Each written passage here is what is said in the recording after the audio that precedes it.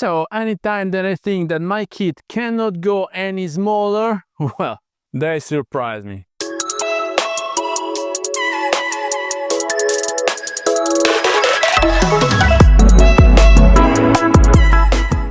So yeah, finally I found the right spot where I wanted to showcase you a bit of gear which I'm using, because every single day has its own challenges. And so basically, ever since I got these small and pocketable flashlights, I always take them with me, because you never know when you're recording in what location you need to double check and to adjust the exposure, because you don't want to have backlit subjects, you don't want to have them too much in the shade, in the dark, because otherwise you will have to push the shadows in post. And I always want, remember, to make the best out of it directly in camera. I'm not a big fan of fixing it in post. So this is why I always have spare batteries, tripod, and flashlights with me.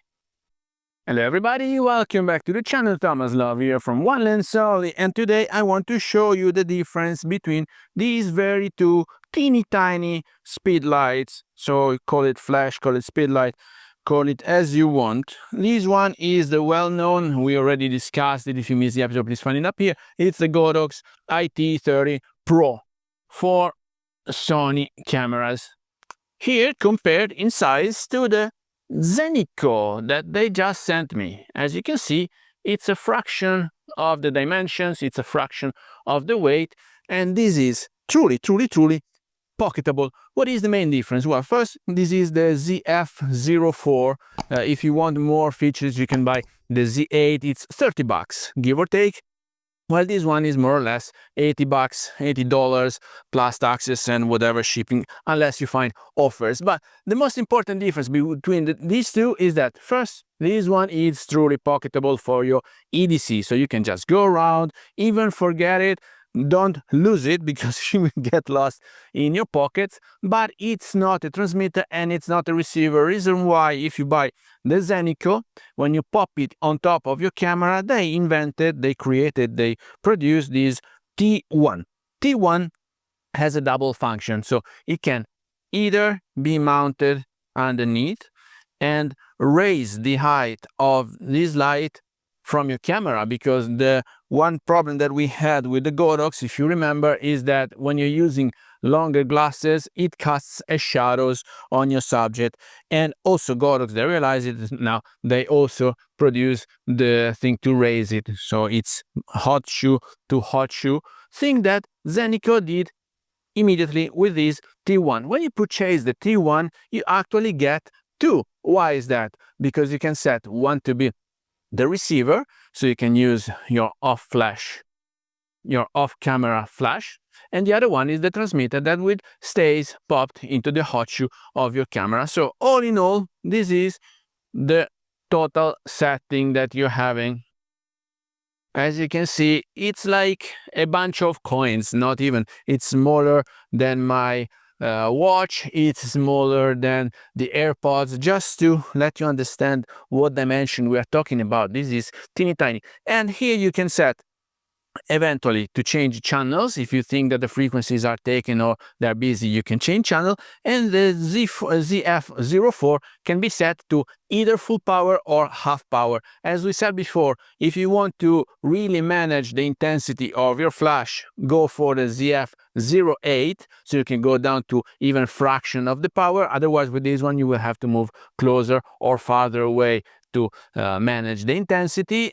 And eventually, these ones, you will need to pop them in cold shoes here and there if you don't want to hold them, but you can use tripods, you can use the LED lights, anything where you have a cold shoe, you can pop it there, and this will be a transmitter.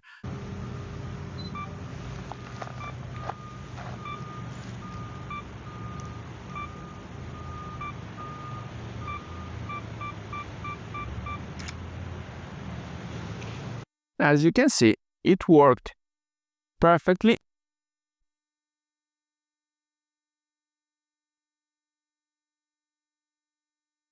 You don't need anything more than this.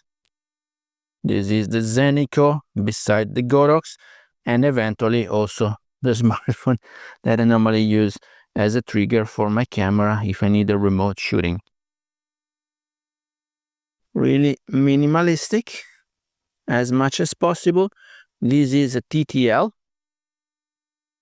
while these ones, they will have the receiver and the transmitter, or you can pop this directly into the hot shoe of your camera.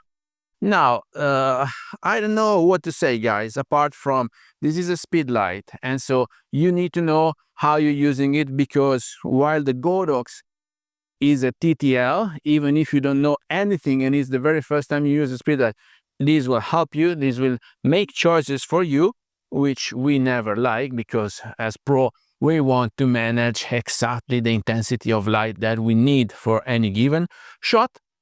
While this one, it's either full power or half power, so you will have to move it back and forth just to manage the intensity of it. It's fairly wide, so it will enlighten a person, a couple, maybe not a whole group. So it's intended not for professional use, but as a filler to use on your EDC. It's a very nice product. It's nice to have for 30 bucks. I can only recommend it. So guys, let me know down here in the comments if you have any question about this Zeniko ZF04 and the trigger, the T1. Otherwise, I hope you got some value out of this video. If you did, please remember to like it, share it on social media, subscribe to the channel so you won't miss the new videos to come. And I guess I will see you later. Thank you. Bye-bye. I'm going back to the gate because I think it's a very nice part of this park, and I want to show you beauty in small things, small details. Now let me go a bit brighter, adjusting here, and there you go. We're entering the gate now, entering this park. I will never tell you the name of this village. I want to keep it for me, guys.